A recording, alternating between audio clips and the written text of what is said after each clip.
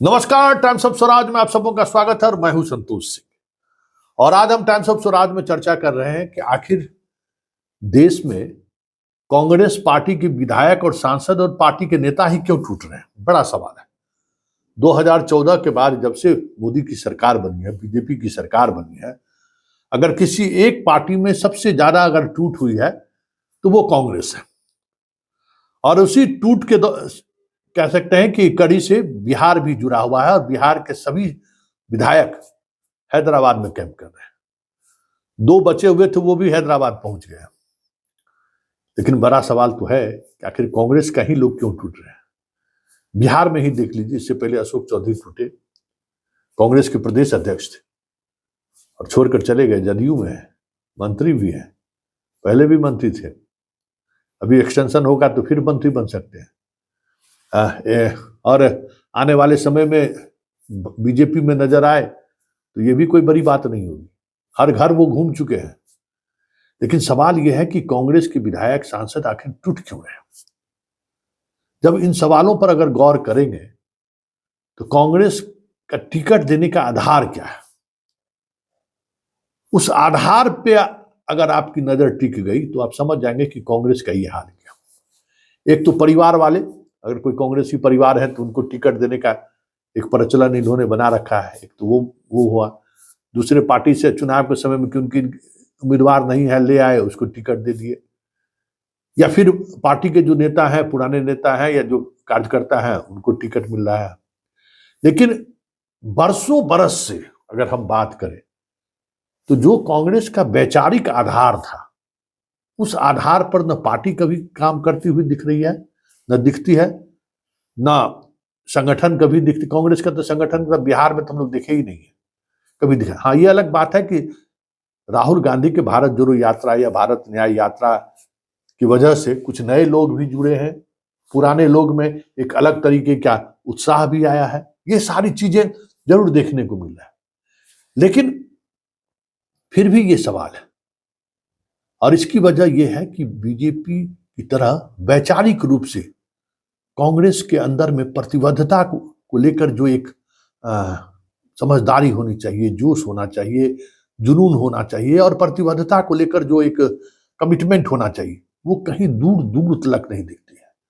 और फिर नरसिम्हा राव के कार्यकाल के बाद जो उदारीकरण का दौर शुरू हुआ, उस उदारीकरण के दौर में कांग्रेस का हर कार्यकर्ता और नेता या तो करप्ट हो गया या फिर वैचारिक रूप से इतनी दूर चले गए वो लोग कि विचार के आधार पर वो कांग्रेस में बने रहे, इसकी गुंजाइश कम होगी। कांग्रेस का आज विचार क्या है? सेक्युलरिज्म क्या है? यही एक विचार है ना। जब उस पर गौर करिएगा तो पता चलेगा कि सेक्युलरिज्म तो तुष्टीकरण उनका है। गौर करिएगा इकोनॉमिक पॉलिसी को लेकर, सारे देश की इकोनॉमिक पॉलिसी के लिबरलाइजेशन का तो ठिकरा अगर फोड़ा जाएगा तो कांग्रेस पर ही फोड़ा जाएगा।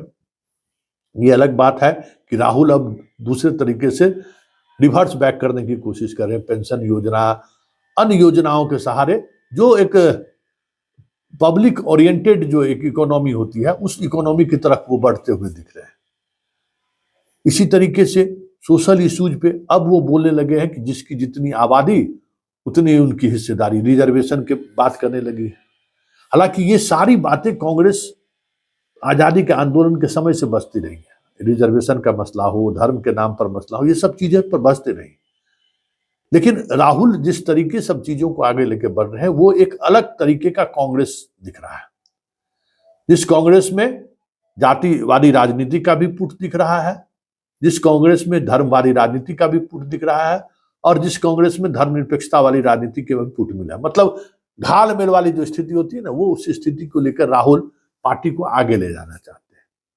और इस वजह से जो कमिटेड जो एक वर्कर होना चाहिए, कमिटेड जो एक नेताओं की टीम होनी चाहिए, कुछ भी हो जाए हम पार्टी नहीं छोड़ सकते, पार्टी हमारी माँ है, या फिर पार्टी के विचारधाराओं को लेकर जो कमिटमेंट है वो कमिटमेंट नहीं तोड़ सकते। तो ये ऐसे लोग हैं ही नहीं कांग्रेस में। जो लोग हैं सत्ता माधोराव सिंधिया टाइप के, सचिन पायलट टाइप का, दिग्विजय सिंह टाइप के लोग हैं। दिग्विजय सिंह तो नहीं बदल पा रहे हैं, लेकिन पायलट जो है सो सत्ता की लड़ाई में इस तरीके से उलझे कि अपनी ही सरकार को गंवा बैठे। ये सारी समस्या का जड़ में एक भी है कि वैचारिक रूप से जो कार्यक्रम पार्टियों के द्वारा चलाया जाता है, या वैचारिक रूप से जैसे बीजेपी है ना, कहा कि भाई धारा 370 हटाएंगे, राम जन्मभूमि में मंदिर बनाएंगे, ये सब उनका था कॉमन सिविल कोड, उसके लिए लड़ रहे थे, तो उसको उन्होंने लागू किया सत्ता में आते हुए। इस तरीके के कमिटमेंट वाली चीजें, सिर्फ योजनाओं के सहारे जो सरकार चलाने की प्रवृत्ति बढ़ी ना, आज उसी संकट से केजरीवाल भी फेस कर रहे हैं, नीतीश भी फेस कर रहे हैं, और कांग्रेस भी फेस कर रही है। योजना अपनी जगह पर है, विचारधारा में कह सकते हैं कि एक धार होनी चाहिए, तभी आप पार्टी भी चला सकते हैं, तभी लोग आपके पार्टी से लोग जुड़ भी सकते हैं।